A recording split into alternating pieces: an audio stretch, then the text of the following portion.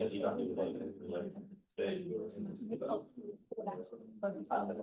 other day where I'm rushing to get my All right, great. So we can go ahead and get started. So today it is my pleasure to introduce today's AI for Science seminar speaker, Professor Rose Cersonsky. So Rose is the Michael and Virginia Conway Assistant Professor of Chemical and Biological Engineering at the University of Wisconsin in Madison. Her research focuses on applying data science and machine learning to better understand molecular motion and interactions across different scales. And we're very happy that she accepted our invitation to come to Chalmers and present at this seminar series. So the floor is yours, Rose. Hi, everyone. How are y'all doing? I'm a very interactive speaker. Also, I flew in from the US yesterday, so if I seem a little jet lagged, I am. Today I'm going to talk to you about how we can really kind of back out from a lot of our machine learning models and ask interesting scientific questions of the models that we've built. Just going to get acquainted with my system here. So when we build machine learning models, we typically have to take what we understand as a chemical object and translate it into a data object. And this gives us a lot of ability to predict many different things and to be able to build and model many different things. But then how do we take what we've built and work back to be able to understand some new chemical principles? Because whenever I talk to people that have been in this field for decades longer than I've been alive, they're often saying like, well, machine learning takes the science out of it. And first, we all know that they're kind of wrong. But there is a piece of doing a lot of high throughput and data-driven modeling that we do kind of want to connect back to how does this push things forward? And how does this teach us something new that we didn't know before? As many of you know, and I'm just kind of going to go through this slides really as we're all going to use the same language for certain things here. When we talk about machine learning representations, that's how we translate a chemical data point into a data object. And so I kind of think of them in these two categories. These are not binary distributions. There's overlaps, and there's many things around this. But if I'm thinking about chemistry-based, these are things where we're trying to encapsulate the chemistry of an object into a data object. So the most common being something like a SMILE string, where we're going to encapsulate the connectivity of atoms within a molecule, or a molecular graph, where we're going to think about each different atom as a node, and the bonds or the connections between atoms as edges. Or something like a Morgan fingerprint, where we're literally going through and saying, what are the present functional groups or connections within the molecule? So these are what I would consider chemistry-based, which we would use to learn the property of a specific chemistry. Then I would also think about the interactions-based. So these are based on atomic or molecular positions. So my old colleague Felix put together this beautiful and overwhelming tree that basically says, here down at the bottom are our Cartesian coordinates. And as you move up the tree, there's many different ways that we can operate on Cartesian coordinates to be able to come up with a representation. And so they can describe a system of many atoms or molecules. In these, the conformation of a molecule matters. Yes? Oh, of course. He published this like 4 years ago. That paper came out of Felix writing it for no reason as the beginning of his thesis. So he just sat down and wrote a chapter to his thesis, gave it to Michele, my postdoc advisor, and Michele was like, we should publish this. So it's a very exhaustive paper. So many of these representations are founded out of the machine learning potentials community, where essentially we're thinking about what are the axes over which we can optimize an interaction potential. So I often show this figure to kind of say machine learning potentials, these representations are the axes on which we learn the potential.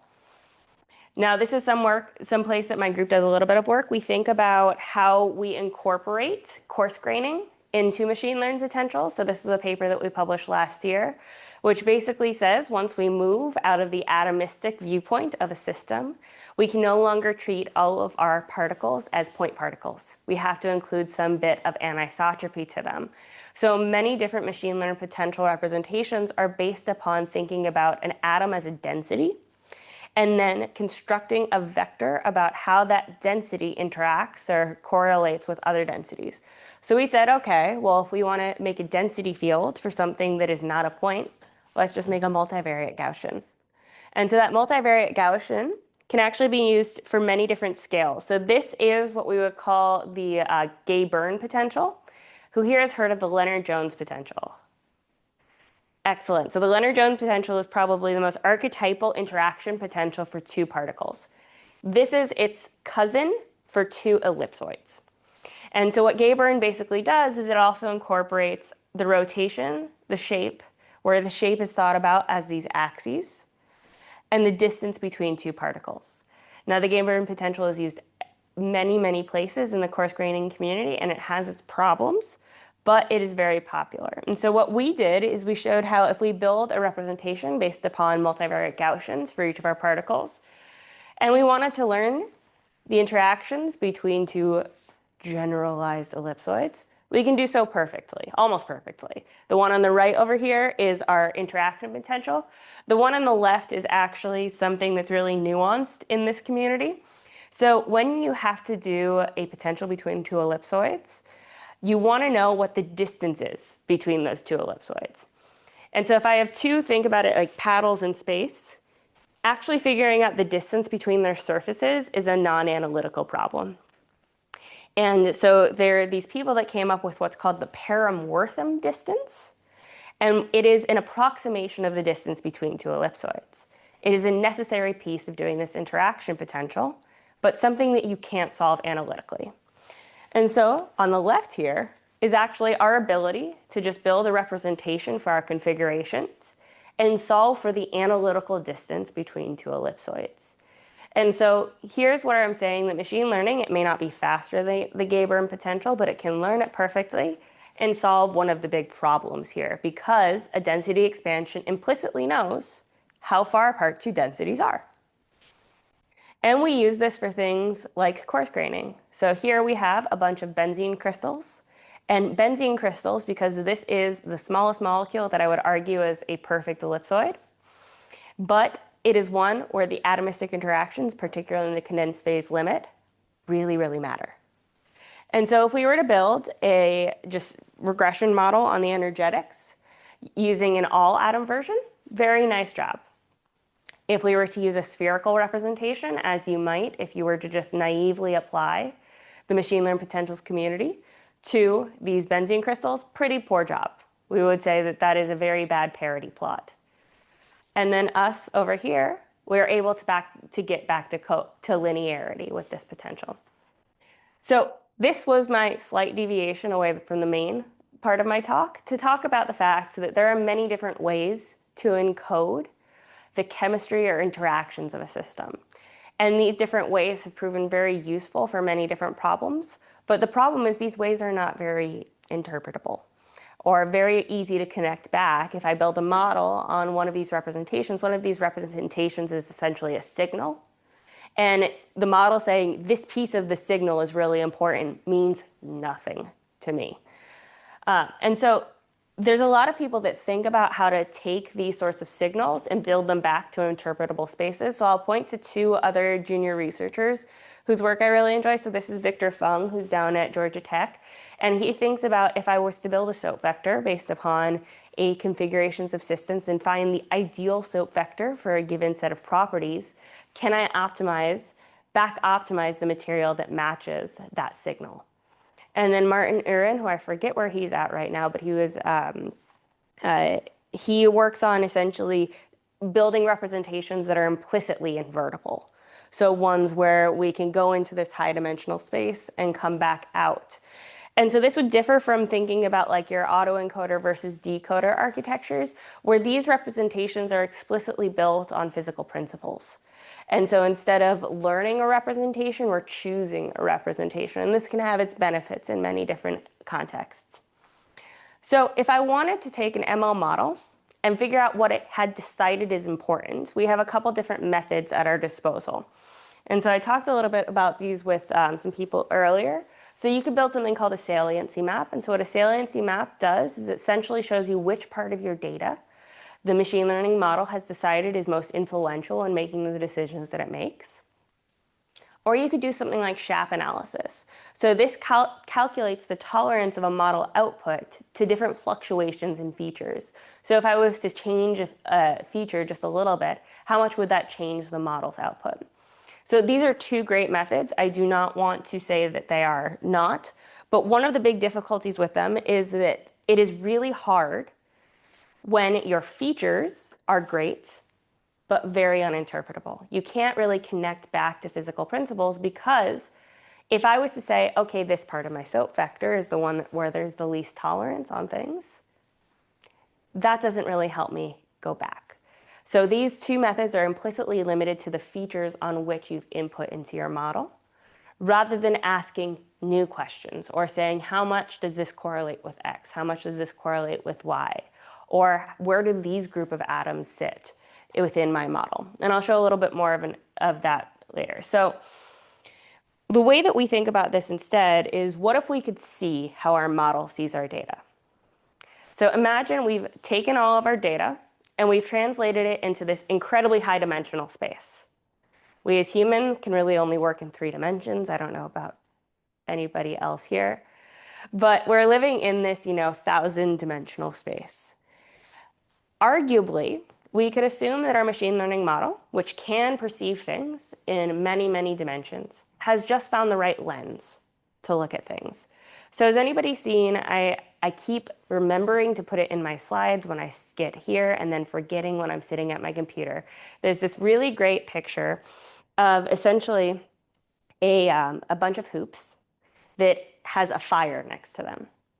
And when you have the fire in one place, you see the circles on the hoops. But if you have a fire in the other place, you just see a bunch of straight lines. And so it's all about the fact that looking at the projection of data along different dimensions can give you different information. And so what we argue is that if we're living in this high dimensional space, we might just want to find the dimension that our model is seeing, because then we can ask questions about what that model has learned in that process or what it considers important. So seeing data really corresponds to a whole set of methods under unsupervised learning. We would have a lot of different visualization techniques that we might consider seeing our data. So we take some sort of signal and we put it through many different mapping techniques. So I'm going to do a bit of a show of hands. When I put a mapping technique up here, I want people to raise their hand if they've heard of it. PCA? Oh, thank goodness, we're starting at a good spot. Multidimensional scaling.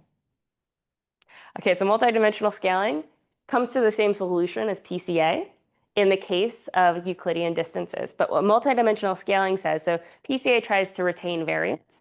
Multidimensional scaling tries to retain distances between points. So points that are close to each other in our high dimensional space, we want to try to remain as close to each other in our low dimensional space. And so the reason you don't hear about MDS all that often is because, again, it converges to PCA. All right, UMAP, TSNE. So again, very similar methods. So both essentially think about our high dimensional space as a probability distribution, and we try to find the low dimensional space that best matches that probability distribution. There are 2 methods almost from different directions to the same point. UMAP is much faster. So if you do want to do either of these, I highly suggest UMAP. Richard? So, the MDS try to maintain the difference between points, but Distances. Distance. But during PCA, the distance between points doesn't change either, does it? Well, that's what I was saying. MDS and PCA converge to the same solution in the case of Euclidean. Yeah. So you might use MDS for like for Earth. Sorry, what distance am I thinking of? My brain just farted on all of the other distances, but Earth movers distance. I'm also thinking about geodesic distance. There's many different other kinds of distance functions. Yes. The S is a non-linear method in general, while PCA is linear. They would both be considered linear methods when you use them on a linear for a linear non-kernelized space. It's just different loss functions. Yeah. So MDS is loss. So PCA's loss function is the reconstruction of your original data set.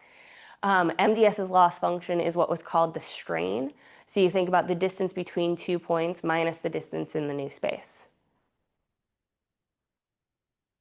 And then finally, we have two more local methods. So thinking about locally linear embeddings and isomap. So the reason I bring these up is because, and I talk about loss functions in the way that I do, is because all of these loss functions for all of these methods are purely unsupervised. They're only based upon the input data that you use. And what that means is if you ever build one of these maps, trying to find a correlation with some sort of machine learning model prediction, any correlation is purely coincidental. Because if you do not inform your map of the property of the model at all, any bit of, hey, I built a PCA and it has the same coloring as my property, is just because that property changes with the highest variance in your data. And so what we were thinking about is, okay, well, actually, we can think about these loss functions and change them a bit to be able to incorporate what our model has seen. So this is really thinking about it as a multi-objective problem. So say we wanted to set up a loss function, and I'll write it as 1 minus the loss, just so that I can be a more optimistic human being. But let's say we write up our loss function as a mixing model, where we put in our first loss term the chemical diversity. So this we would think of as our typical PCA loss. In our second loss term, the relevance of my map to my property of interest. We can actually write an analytical solution to this equation when phrased in terms of our projections from our latent space to our properties and our original data space. So here, T is my latent space projection. X, I actually think I have a key down there. Yep. X is my original data space. And Y is my property space. And so there is a lot of math that goes into all of this. I usually leave it out because I'm a mathematician's child and I will spend the entire talk on math. But if you want to check it out, I will put these up at the end too. So what results is, so this is called principal covariance regression. It is a method that was born out of psychology in 1992 because they were trying to figure out how different characteristics of humans correlated with different disorders. And so we repurposed it as a quantitative structure property mapping tool. And what it gives you is it's a map where we can understand the correlations, not only between chemical diversity, but our property of interest. So for example, if I was to ask the question, how does the configuration of carbon structures correlate with the energetic strain? Well, if I was to do a kernel PCA, so this data set is 10,000 carbon structures. It was generated by Chris Picard over at Cambridge. And every single carbon structure is a point on this plot. The color is the energy per particle of that carbon structure. And so you can see here, if I do like a kernel PCA, just a simple unsupervised method, absolutely no correlation with the colors whatsoever. And if I do it with this mixed loss function, I always apologize because it's a GIF, so it starts at a different time. We see this rotation in hyperdimensional space, where all of a sudden we see a much stronger correlation with our property of interest. I'll let it play a couple times. So our mixing parameter up top up here tells us how much attention to pay towards our reconstruction versus regression task. The left side shows the map as we change that mixing parameter, and the right side shows our ability to learn the properties from the resulting map. So we can use this both for structure property mapping as well as dimensionality reduction prior to learning tasks. And so that helps us both in terms of performance and analysis. So our resulting map gives us a much better idea of the actual space of the system that we're looking at. So here on the left, I've highlighted several groups that are very clearly delineated on the right. So these groups correspond to things like diamond-like structures or mixed ring, graphitic structures, nanowires, or nanoribbons. And so you can see on the left here, a lot of these groups are overlapping and very much commingled. On the right, in our map, where we have actual energies informing our map, we can see what delineates a two-dimensional structure that is energetically strained from one that is energetically more happy. I talk about happy molecules a lot with my students. And so what this gives us is an ability to understand how chemical diversity informs properties that we might try to regress. So the way that I've used this is to be able to understand hydrogen bonding networks in molecular crystal systems. So this is my map. So every single point on this map represents a molecular motif. So it represents some functional group in a molecular crystal. Blue points are stabilizing. So these blue points are forming hydrogen bonding networks, or they are otherwise interacting with other molecules in the crystal. White points are considered neutral, and red points are destabilizing. They're causing some strain, they're distorted, something within the system that is not stabilizing the system. So this plot, yes? What is the molecular motive in this case? So molecular motive like a carboxylic acid group. So what I've done is functional groups, correct. Correct. And so this is one of these mixed loss maps where we can see how we go from left to right. They become less stabilizing within the molecular crystal. And this would be well and good on its own, but what we can do is we can then go actually ask the question. I can't just use the functional group identity to predict this property. That would be very difficult because, for example, a water can be very stabilizing or destabilizing depending on what it's nearby. And so I used a high dimensional representation to build this map. And then I went back and I labeled all of the classes within these maps. So we can actually be able to understand through a human interpretable level of what all these different functional groups are, where they might stand on this stabilizing versus destabilizing graph, as well as where they might stand versus each other. So we can see water's obviously doing a great job at stabilizing a lot of systems. Great hydrogen bonding networks. Alcohols make sense right nearby. But then we go all the way down to the bottom and see our nitriles are actually very close to our nitrosas and heterocyclic aromatic rings. And so these are ways of actually asking specific questions with respect to how our machine learning model has seen our data. And so one specific question, so when I was at EPFL, my partner was working with Nicola Marzari. And Nicola came to us and he was just like, guys, there's this weird thing happening with materials project and M3CD.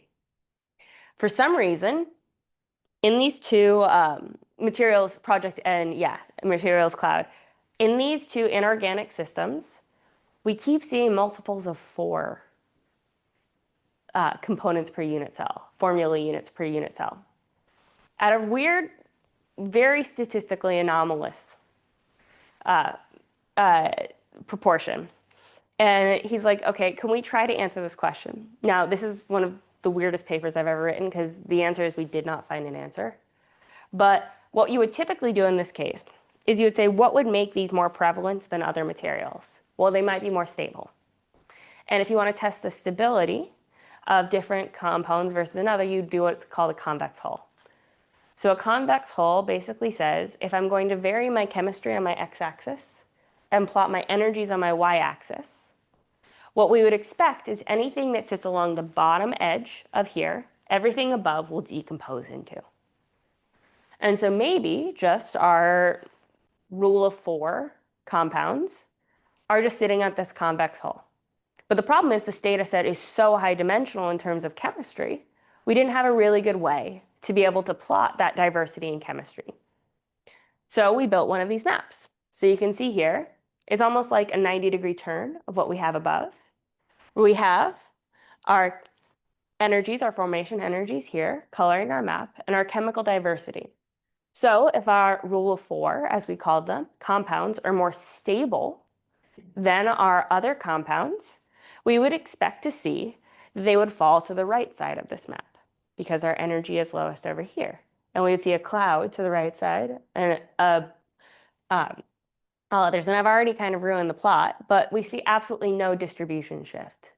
So what that's saying is that there's not truly a higher stability of these compounds because they do not sit on the edge of this convex hull. They're actually just as widely distributed. So here the red are the rule of 4 ones, sorry, not explaining my color scheme here, and the blue are all other compounds. And so this is a way to be actually able to ask questions based upon how a model might see our data. So I did all of this during my postdoc on continuous properties, but what's more interesting to me are discontinuous properties because there's far more yes or no questions or categorization questions that we try to ask in our scientific pursuits. But mathematically, discontinuities are difficult. So when we were writing up our loss function, it's really hard to actually write this in terms of a discontinuous property because a couple of reasons. One, we break a bit of math when we have non-differentiable loss terms in our loss function. And two, if we're trying to think of it in terms of classification with multiple classes, the numbers 0, 1, and 2 are arbitrary at best. What decides class 0? What decides class 1? What decides class 2? And so my student actually worked up to be able to write the loss term in terms of the evidence matrices that come out of classification problems. And evidence matrices are very similar to weight matrices in terms of regression problems. So in this data set, every single point is a molecule.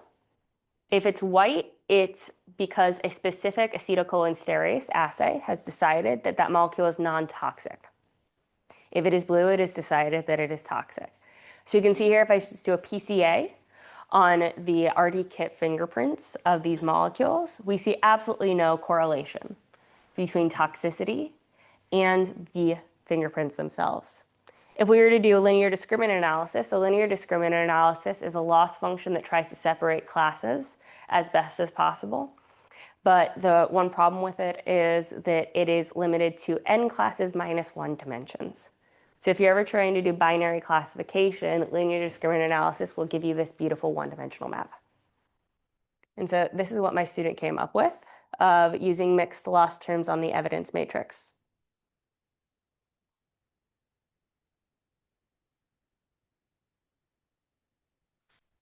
In the case of alpha is equal to 0, it goes back to the LDA term. But I'll play it again because I find these really fun. So you can see we're rotating in hyperdimensional space to be able to optimize the separation between classes. And we get this really nice delineation between classes. So how can we actually use this? So here I'm plotting because I'm a big stickler for training and testing sets. So what you're seeing here is all of the translucent points are our training set, and all of the opaque points are our testing set. So not only do we get to be able to see where this classification model has decided the decision boundary is, but how far and where any of the miscalculated points are with respect to this decision boundary. So we're able to see what we would consider chemically similar points to the misclassified points. But the way we would actually fundamentally use this is to be able to understand what changes a model's mind.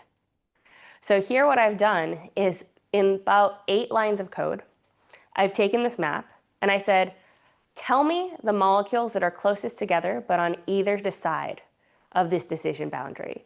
Now, if I was to do this without this method, I wouldn't ensure that the close together molecules weren't far apart in the case of how the model thinks of the molecules. Because again, chemical diversity does not beget property diversity. And so how a molecule sees our data might be different than how a variance might see our data. And so what you see on the right here are, I think it was 8. We've changed around this figure so many times, I forget whether we say 8 or we did 8 or 10 in the end, but 8 different pairs where we have taken molecules that sit as close to each other as they can on either side of the decision boundary. And what's really nice is you can actually see how those molecules change with respect to each other. My favorite one is right here, these circles, where you see it's just the change of a benzene functionalization that has changed whether or not this model considers the molecule toxic or non-toxic. And so you can imagine, I might say, okay, well, what if I take that last oxygen and throw a benzene on it? Where is that one? And if it's not within this data set, it's another space to be able to explore. So we've used this for a couple different problems. So this is thinking about how we might classify metal versus non-metal components. Compounds. So again, I'm going to show every single video of this because my student did a beautiful job putting them together. And so in this original paper, what they did is they took a bunch of characteristics of these compounds and they input it into an SVC. So SVC is a support vector classification, so a nonlinear model. And so whenever you build a nonlinear model, it's really hard to understand how the input features actually inform that nonlinear model. And so what you can then do with this map is you can go back and color these input features and see what the correlations of these input features are. So one highly strongly correlated feature with whether or not something is classified metal versus non-metal along this map is how many p electrons are in the average number of p electrons in the system. And so you can very clearly see how that is distributed on this plot. And then also go to see which of these points correspond to systems.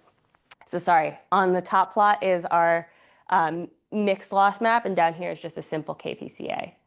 And you can see which points fall far from the decision boundary that are most deviating from this correlation. We also used it to be able to understand different spectral components. So here we have a system of spectral components related to SO double bonds, sulfones, and sulfides.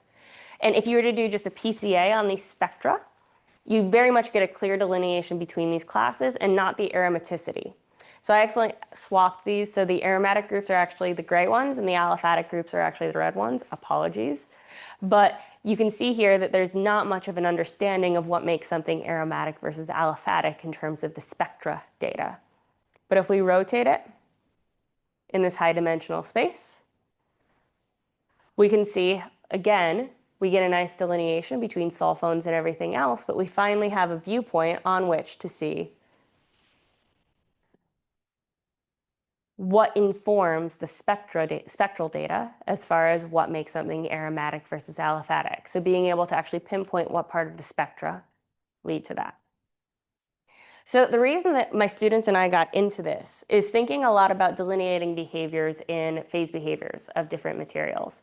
So I have a student working with the Materials Research Center at Wisconsin, thinking about what leads to glassy dynamics.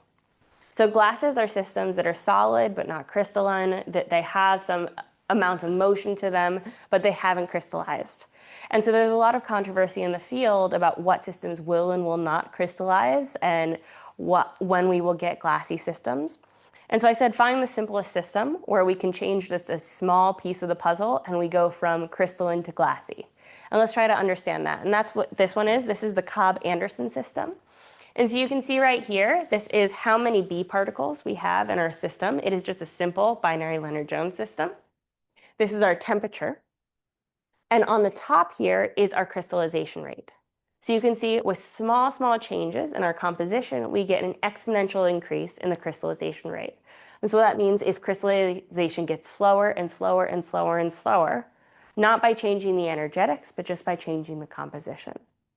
And so what I said is take some of these systems that are right in that red region on the left. So we have one that's at 50% that crystallizes very quickly, and one that's at 40% that will just remain glassy at all times.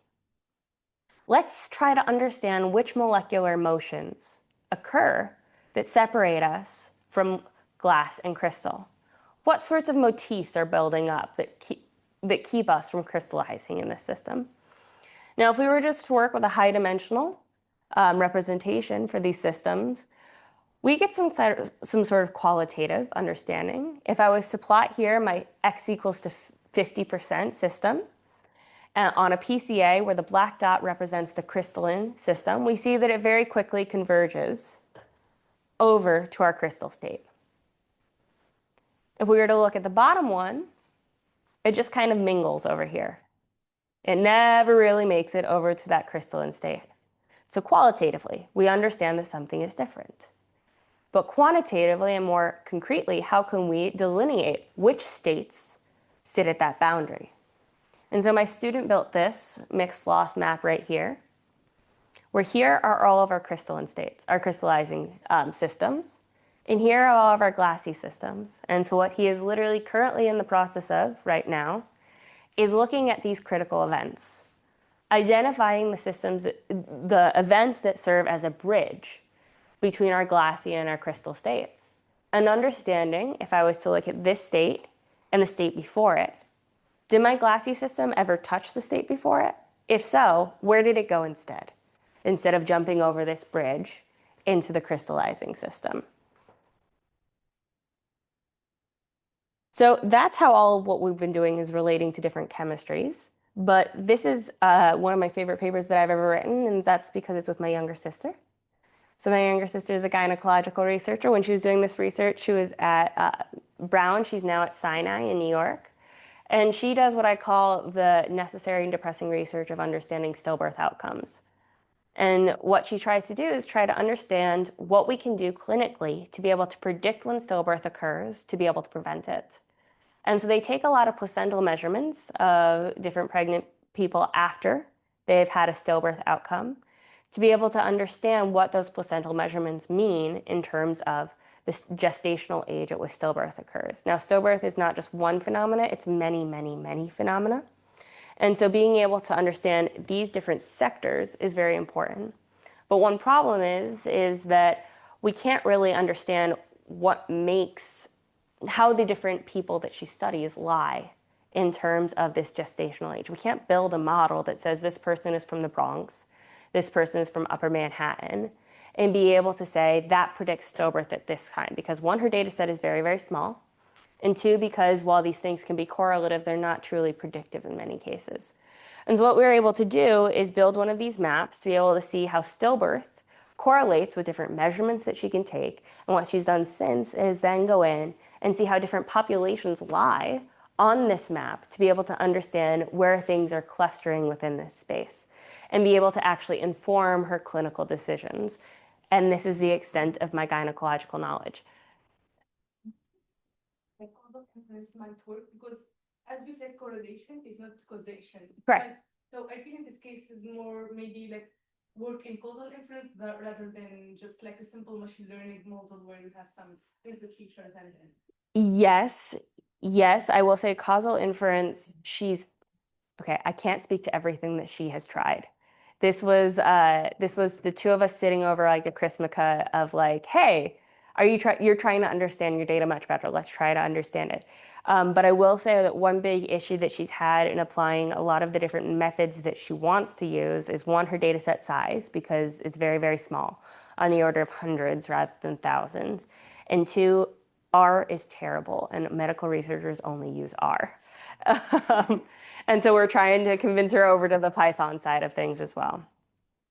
So everything that I've shown today, we've made a really, really big effort to make open source and available. So I run a package called Scikit-Matter, which is all based upon different sorts of feature analysis tools, visualization tools, comparison tools. And basically what happens is if you have a scaled matrix, a scaled input matrix and a scaled output matrix, you can build one of these maps in 4 lines, 2 if you do it dirty. Same with just using any sort of nonlinear method, same API as scikit-learn. So you can use all of this plug and play with a scikit-learn pipeline. And the newer stuff, all you need is some evidence matrix of class probabilities, and you can do the same. So I like to finish up with something that I feel like is going to go over a lot better here than it has in the States in the last couple months. And that's talking about gender equity in this field. So just to explain to you how the US is right now, this is how I had to rephrase things up here. As we hear more and more about how science should be merit-based, it is worth reflecting on the data demonstrating that our implicit preconceptions or our implicit bias will always make merit-based assessment difficult, if not possible. So the idea that if we just look at somebody's accomplishments on a piece of paper, we're not taking into account the different minds that went into choosing who gets these accomplishments, or the different paths that people take towards those accomplishments. And so in the context of gender, this means that there's the Matilda effect. So this is a phenomenon that no matter the contribution of a person, that women's contributions are often valued less than men's. When we're thinking about who to put an author on as a paper, who gets a patent, that far more often women are left off the list when they are deserved to be on the list. Statistically, papers written by women are cited less, and there's a lot of evidence showing that even just controlling for the quality of the paper, looking at null hypotheses, women receive less citations than their male counterparts. Recommendation letters are statistically shorter and contain a lot more things that lead to people doubting the person that they're written about. And men continue to win a higher proportion of awards even when controlling for the number of people in the award pool. So my argument is always that if we want to look at merit, these are the ways that we measure merit in our field. And so if we look at the ways that we have permeated biases that go into these merit assessments, we're never really going to be able to make a merit-based decision. That, and with us using AI and ML more and more and more, we base these on the data we have. And so if our data is flawed, any sort of model will be flawed as well. So my co-author on this paper, Olivia Bartok-Perte over at Warwick in Coventry, she actually just like put into DALL-E, please make me a picture of 4 material sciences talking about research. Et voila. I don't look like any of these people.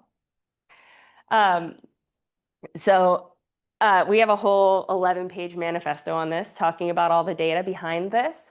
But really, the big action items are that we need to acknowledge that there's an underlying problem, that we have a system that has been biased and a little bit broken for many, many, many years, and a commitment to analyzing our own practices. I often bring up the fact that I grew up in a very white part of the United States. I did not have a lot of interfacing with people who were not white. And so for myself, I have to analyze my own preconceptions and my own practices when it comes to people that don't look like the people that I grew up with, because my only exposure to a lot of other cultures and races was through TV. And TV is a flawed lens for that itself. And then, so I still think that there's a lot of places that we can take action in terms of promoting women, promoting people who don't necessarily correlate with the hundreds of years of people that have been allowed to do science. And so there's a lot of space for improvement and a lot of space for forward motion. So I'll put up all of my citations, and I've left about 15 minutes for questions.